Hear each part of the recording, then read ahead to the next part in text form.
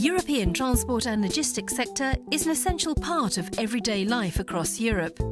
It employs a vast number of people with varying skills across a broad spectrum of jobs. But by far and away the most important job is that of a driver, whether that's moving freight or people. International journeys are on the increase, and as a result, the risks posed to drivers and passengers, let alone cargo, have become even more concentrated. Safety is of paramount importance to the European Parliament, and training is a crucial element to maintaining the trend towards fewer road accidents involving our professional drivers and the public generally. Road freight continues to be the preferred modal choice of many companies, including freight forwarders, shippers and logistics providers. And with different road systems in diverse countries, the need to keep drivers informed and skilled through training is obvious and constant. Professional driver training is often a forgotten subject, particularly when money is tight and funding difficult to come by. However, it is clear both in proven theory and practice that high-quality training can dramatically reduce the risk of both accidents and costs associated with vehicle repairs and replacement. The European Transport Training Association, or Eurotra, was created in order to understand how professional driver training is delivered right across Europe. And for over 20 years, we've been working together to exchange best practice and knowledge with the ultimate goal of achieving a more harmonised approach from north to south and from east to west. We created Eurotra at the beginning of the 90s on the eve of the great liberalisation of the European Union. And for us as training institute in transport, it was necessary to get some harmonisation done without Europe. And to find some innovative and cost-effective training tools. Therefore, we came together with 7 major transport training institutions coming from France, Spain, Portugal, Belgium, United Kingdom, Holland and Denmark. We organized 4 meetings a year. 2 were held in Brussels for the board of directors, and 2 general assemblies were held and organized by one of the members of Eurotra. Eurotra was very successful and grew very fast due to the fact that also the European Union grew so fast. In 1995, 3 new members came into the Union. In 2004, 10 new members joined the European Union, and as did also with Eurotra.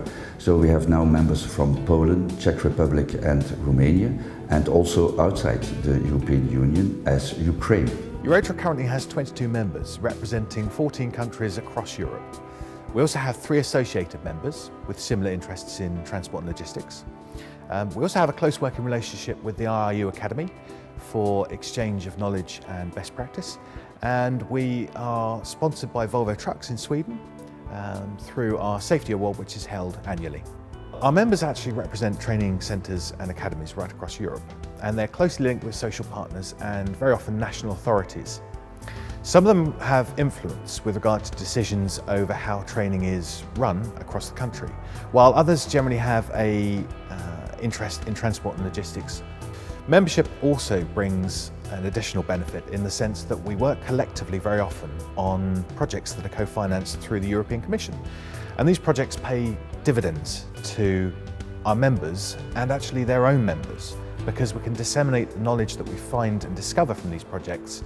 And through our transport exchange, we can learn a lot from other countries. And that's really at the core of our activities. Our members represent all regions of Europe and are some of the largest training providers in their respective countries, with a wealth of experience that can be passed on at the touch of a button. Through our network, we're able to identify common problems that affect the entire industry, and we look for ways of addressing this problem through regular communication and through discussion at a wide range of meetings or conferences. Within Eurotra, we think it's important to focus on two target groups, managers on one side and experts on the other side. It's important to give the experts, first of all, access to the benefits of Eurotra. One of the things for us to organize this is the organizing of expert forums. Experts will be able to exchange knowledge. We had 2 or 3 expert forums a year the last 10 years. And we focused on, for instance, the training directive 2003/59 for professional drivers. We had an expert forum on the securing of load. Personnel transport was an issue. So every year again we focus on topics which are important at that moment in politics at a European level. Earlier this year we made a survey showing that more than 200 simulators are used for training in Europe. Especially the entry of the Directive 2003/59 has given the training centers a lot of opportunities to use simulators, not only for young drivers but also for experienced drivers. Instructors from different training centers meet twice a year. The meeting normally lasts one day and it's a mixture between lectures and practical use of simulators.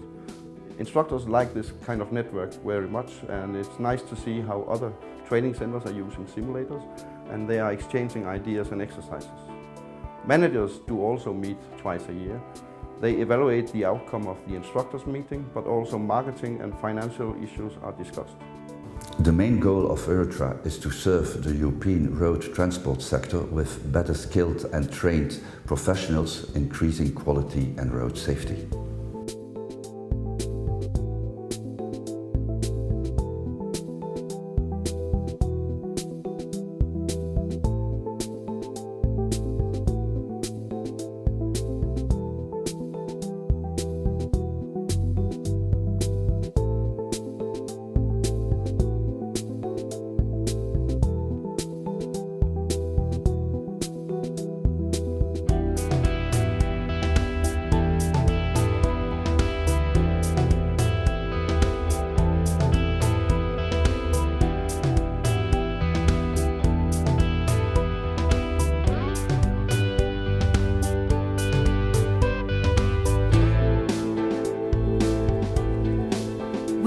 Recognised association by the European Commission, having worked on a number of projects that were part funded by such programmes as Leonardo da Vinci, and having recently once again signed the European Road Safety Charter. We aren't just focused on safety either. Important subjects include the need to reduce overall CO2 emissions across the industry and the possibilities to address the driver CPC qualification. These subjects are discussed frequently by our members, and often our discussions result in a change in strategy on a regional or national level. Our association relies on member participation and through an understanding of the problems or issues faced in each country. It is vital that we continue to build on the good work that we've already done so that the next 20 years can be as productive and valued as it will need to be.